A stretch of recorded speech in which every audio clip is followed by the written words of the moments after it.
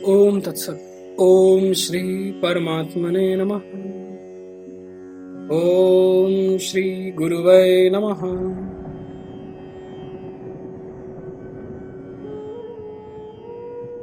प्रलय काल के मेघों द्वारा भयानक वृष्टि होने से एकार्णव की वृद्धि तथा प्रलय अग्नि का बुझ जाना। श्री वशिष्ठ जी कहते हैं, रघुनंदन, जब भूमंडल और पर्वत समूह का विस्तार अंगार राशि से भर गया, सर्वत्र ज्वाला मालाओं का समूह छा गया और द्वादश सूर्यों का तेज सुस्पष्ट रूप से प्रकाशित होने लगा, जब ब्रह्म रूपी प्रस्तर रहित सरोवर में ज्वाला रूपी दलों से सुशोभित एवं चिंगारी रूप केसरों तथा उल्मुखों से युक्त प्रलय अग्नि रूपी कमलिनी के वायु प्रधान सर्प एवं पर्वत रूप मूल पाताल तक महान अंगार रूपी कीचड़ में मग्न हो गए, तब आकाश को संचरण के योग्य देख मशक में पानी ढोने वाले ऊंटों की सेना के समान कल्पांत कालिक संवर्तक नाम वाले मेघों के समूह, जो काजल की भांति काले थे, गर्जन तर्जन करते हुए निकट आए। फिर तो वहां प्रबल प्रचंड धार वृष्टि होने लगी। आकाश में वज्र की कठोर गड़गड़ाहट सुनाई देने लगी, मानो सारा ब्रह्मांड फूटा और फटा जा रहा, जैसे दावानल के प्रज्वलित होने पर सारे वन में भीषण लपटें छा जाती हैं। उसी प्रकार आकाश रूपी वन में विद्युत का प्रकाश छा जाने के कारण वह वर्षा बड़ी भयावनी जान पड़ी। पृथ्वी चट चट शब्द के साथ टूटने लगी, उसकी अंगार राशियां फूट फूट कर बुझने लगी। मेघों की गर्जनाओं के साथ ही बढ़ती हुई घोर वृष्टि से लोक लोकांतर धाराशायी होने लगे। अंगार युक्त जगत रूपी गेह में विलास करने वाली वह वृष्टि धरती की ज्वाला रहित वाष्प शोभा से सत्कृत हुई। उस शोभा ने प्रकट होकर मानो सखी की भांति उसकी अगवानी की। तदनंतर जब पृथ्वी, जल, तेज और वायु इन चारों महाभूतों में परम विक्षोभ उत्पन्न हुआ, तब उस महाप्रलय की वेला में तीनों लोक ऐसे जान पड़ते मानो तमाल के वन उड़ रहे। सारी त्रिलोकी भस्म मेद्य, धूम मेद्य, महाकल्पांतरकारी मेद्य, वाष्प रूपी मेद्य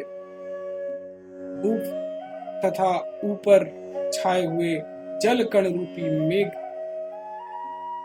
इन 5 प्रकार के मेघों से आच्छादित हो रही थी। आकाश में लगातार खंभों के समान मोटी मूसलाधार वृष्टि होती। कल्पांत काल की आग को बुझा देने वाली उस अंधाधुंध वर्षा से धम धम की घनी घोर आवाज हो रही थी। उस समय सारे समुद्र नदियों के समूहों द्वारा, जिनमें गंगा एक छोटी तरंग सी जान पड़ती, भरे जा रहे थे। आकाशवर्ती भयानक मेघों की भांति वे सरिताएं भी अपनी जल राशियां समुद्रों को परिपूर्ण करती। पर्वतों का आधार पीठ भूतल चीर्ण शीर्ण होकर खंड खंड होता, इसलिए उन पर्वतों के तट प्रांत गल गए थे। इधर उन्हें प्रलय काल की वायु उड़ा रही थी। इस अवस्था में उन लुढ़कते हुए पर्वतों के गिरने से संसार के सारे समुद्र उनके द्वारा संकीर्ण से होते जा रहे थे।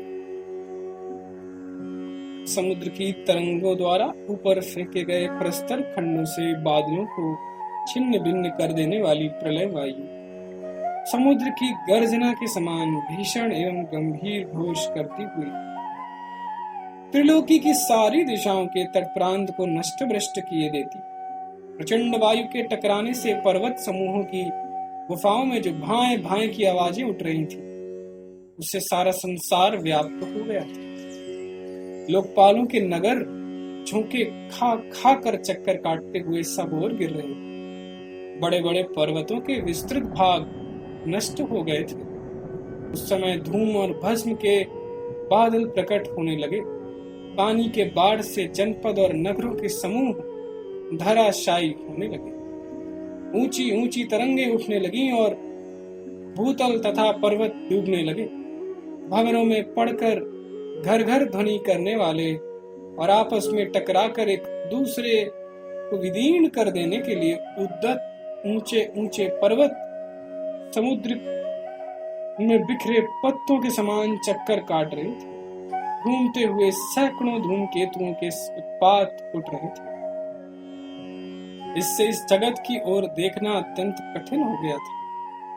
सातवें पाताल तक का सारा संसार अपने स्थान से च्युत हुए द्वीपों और सागरों से भूमंडल के बड़े बड़े खंडों और लुढ़कते हुए अन्य पाताल मंडलों से पूर्ण सा जान पड़ता। नीचे सातवें पाताल तक, मध्य में भूमंडल एवं पर्वतों तक और ऊपर आकाश मंडल तक एकार्णव बना हुआ सारा जगत प्रलय वायु से परिपूर्ण हो रहा था। ओम तत्सत, ओम तत्सत, ओम तत्सत।